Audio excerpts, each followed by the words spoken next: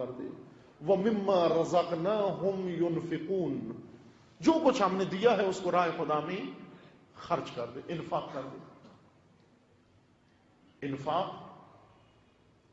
منافق اور انفاق دونوں لفظ ایک ہی ہے لیکن دو جدا جدا صفتیں ہیں, ایک منفی اور ایک مثبت. ایک کا لفظ بنتا ہے منفق اور ایک کا بنتا ہے منافق. منفق اور منافق ایک مثبت صفت ہے, ایک منفی صفت ہے. منفق مثبت صفت ہے جو بننا ہے, مومن کی صفات میں سے یہ ہے کہ مومن منفق ہوتا ہے, اور منفی صفت یہ ہے کہ جب منفق نہ ہو تو منافق ہو جائے گا. یعنی دو حالتوں سے انسان باہر نہیں, یا منفق ہے یا منافق ہے. توجہ فرمانا ذرا, یا منفق ہے یا منافق ہے. منافق و منفق دونوں نفق سے بنے ہیں. عربی لفظ جس سے یہ دونوں نکلے ہیں وہ ہے نفق. ابھی مکہ میں حج کے لیے جائیں انشاءاللہ, خدا آپ کو توفیق دے سب کو. وہاں ٹنل بنے ہوئے ہیں, ان ٹنل کے اوپر لکھا ہوتا ہے نفق. نفق یعنی ٹنل, سرنگ, جس کے دو دروازے ہوں. غار اس کو کہتے ہیں جس میں ایک دروازہ ہو, اور نفق اس کو کہتے ہیں جس میں دو دروازے ہوں. نفق یعنی ایک اندر جانے کا دروازہ اور دوسرا باہر نکلنے کا دروازہ. زمین کے اندر ایسا زیر زمین انڈر گراؤنڈ راستہ جس کے دو دروازے ہوں, جس کو آپ ٹنل کہتے ہیں, سرنگ کہتے ہیں, عرب اس کو نفق کہتے ہیں. توجہ فرمانا, نفق ٹنل ہے. انسان اگر زیر زمین راستہ بنا لے, اگر اپنے لیے بنائے, یعنی ایک ایسا انڈر گراؤنڈ مخفی راستہ رکھے اپنے لیے جس کے دو دروازے رکھے, ایک سے جائے دوسرے سے نکل جائے, اس کو کہتے ہیں منافق. اگر اپنے لیے یہ کام کرے. عربی زبان میں منافق اس چوہے کو کہتے ہیں جو کھیتوں میں ہوتا ہے چوہا. کھیت میں اگر جائیں تو کئی سوراخ ہوتے ہیں, گندم کے کھیت میں یا دوسرے کسی کھیت میں کئی سوراخ ہوئے ہوتے ہیں. انسان یہ سمجھتا ہے کہ یہاں 20 چوہے ہیں, حالانکہ ہوتا ایک ہی ہے. وہ ایک ہی چوہا ہے, اس نے گھر بنایا ہوا ہے اور اس گھر کے کئی راستے اس نے انڈر گراؤنڈ بنائے ہوئے ہیں. ہر طرف ایک ایگزٹ اس نے رکھا ہوا ہے. انٹری ایک ہوتی ہے, ایگزٹ بہت رکھے ہوتے ہیں اس نے. چونکہ اس کو پتا ہوتا ہے کہ یہ کسان یہ میرا تعاقب کرے گا, اگر وہ اس بل میں آئے اس کو کھو دے میں دوسرے سے نکل جاؤں گا, اگر اس کو کھو دے وہ تیسرے سے نکل جاتا ہے. لہذا کبھی بھی کھیت کا چوہا کسی کے قابو نہیں آتا, چونکہ اس نے زمین کے نیچے ایک جال بنایا ہوتا ہے راستوں کا, اور کسی دوسرے طرف سے نکل جاتا ہے. انسان منافق کو جو منافق کہتے ہیں اس وجہ سے کہتے ہیں کہ کچھ انسانوں نے اپنی زندگی میں اسی طرح کے ایک جال بنایا ہوتا ہے. اپنے بچنے کے راستے بہت سارے انہوں نے رکھے ہوتے ہیں. اگر ادھر سے ان کو گھیرے دوسری طرف سے نکل جاتے ہیں, ادھر سے آئیں اس طرف سے نکل جاتے ہیں. اگر اپنے لیے انسان نے یہ راستے رکھے ہوں اس کو کہتے ہیں منافق. لیکن اگر انسان نے جو نعمتیں اللہ نے دی ہوئی ہیں ان نعمتوں کے لیے یہ راستے بنائے ہوئے ہیں اس کو کہتے ہیں منفق. ان کو کہتے ہیں منفق.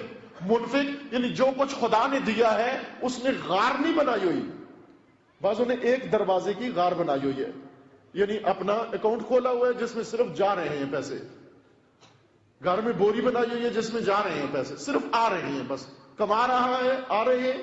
صرف ایک راستہ ہے پیسہ آنے کا, لیکن راہ خدا میں نکلنے کے لیے کوئی دروازہ نہیں بنایا. دروازہ نہیں بنایا, اس کو کہتے ہیں ذخیرہ اندوز. یہ ہے بخیل. بخیل جس کے مال و نعمتوں کا ایک دروازہ ہو, صرف آنے کا, نکلنے کا کوئی دروازہ نہ ہو, اس کو کہتے ہیں بخیل.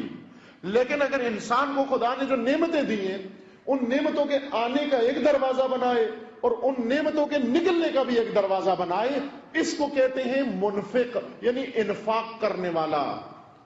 اپنے لیے نہ بنائے, اپنی جان بچانے کے لیے دروازے نہ بنائے, اپنے لیے نہ کہے کہ اگر ادھر سے مجھے گھیرا گیا میں ادھر سے بھاگ جاؤں گا، ادھر سے گھیرا گیا میں ادھر سے بھاگ جاؤں گا. اگر یہ کام کیا تو منافق ہو جائے گا. اپنے لیے راستے نہ بنائے، اپنے مال کے راستے بنائے، اپنی نعمتوں کے راستے بنائے، اور نعمتوں کے راستے بھی صرف آنے کے نہ بنائے بلکہ نکلنے کے بھی بنائے. جب نکلنے کا بھی راستہ بناتے ہیں یہ ہو جاتا ہے منفق. اور اس عمل کو کہتے ہیں انفاق. انفاق کا مطلب یعنی اپنی زندگی کو ٹنل کی صورت میں رکھے، اپنی معیشت کا ٹنل بنا کے رکھے، غار نہ بنائے. معیشت کا ٹنل یہ ہے کہ ایک طرف سے مال آئے، دوسری طرف سے راہ خدا میں نکلتا جائے. وَمِمَّا رَزَقْنَاهُمْ يُنْفِقُونَ. انسان متقی بنتا ہے انفاق کرنے سے. نہ صرف مال، جتنی توفیقات خداوند تبارک و تعالیٰ نے دی ہیں ان سب کو جب راہ خدا میں نکالے انسان، یہ ہو جاتا ہے انسان منفق. اگر منفق نہ ہوا ہو جائے گا منافق. منافق کون ہے؟ جو زبان سے تو کہتے ہیں اللہ نے دیا ہے لیکن اللہ کی راہ میں ایک پیسہ نہیں دیتا. منفق جس کو جو خدا نے دیا وہ اللہ کی راہ میں دے دیتا ہے، چونکہ عملاً ثبوت دیتا ہے، عملاً ثبوت دیتا ہے، گواہی دیتا ہے اپنی صداقت کا. لہذا خدا اس کے ہر عمل کو صدقہ کے طور پر قبول کر لیتا ہے. صدقہ یعنی صداقت کی پروف، صداقت کے ثبوت. یہ بھی تیری صداقت کا ثبوت، یہ بھی تیری صداقت کا ثبوت ہے. تو سچا ہے جب اپنی صداقت کے بھرپور ثبوت دیتا ہے، جب سب کچھ جو خدا نے اس کو دیا اس سب کو اللہ کی راہ میں پیش کر دیتا ہے، خدا اس کا نام لکھ دیتا ہے صدیقین میں.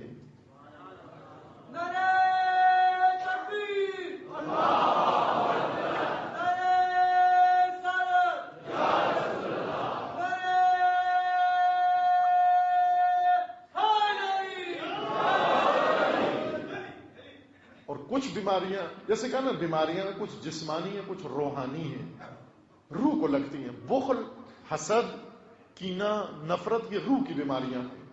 ہیپاٹائٹس یہ جسم کی بیماری ہے. صدقہ دونوں پر اثر انداز ہوتا ہے کہ صدقہ دینے سے انسان کے حق میں وہ مخفی اسباب اللہ نے جو بنا رکھے ہیں شفا کے لیے، وہ بھی خدا ان کو ایکٹیو کر دیتا ہے، اور ظاہری اسباب کے ساتھ ساتھ ان ذریعوں سے بھی انسان کو شفا ملتی ہے. لیکن صدقہ در حقیقت ایک تیسری قسم کی بیماری کا بھی علاج ہے، اور وہ ہے سماجی بیماریاں، معاشرتی بیماریاں، اجتماعی بیماریاں جو امتوں کو لگ جاتی ہیں. صدقہ ان بیماریوں کا بھی علاج ہے. چند احادیث آپ کی خدمت میں صرف تبرک و تیمن کے طور پر کہ یقین ہو جائے ہمیں جو کچھ آپ کی خدمت میں عرض ہو رہا ہے اس کے بارے میں.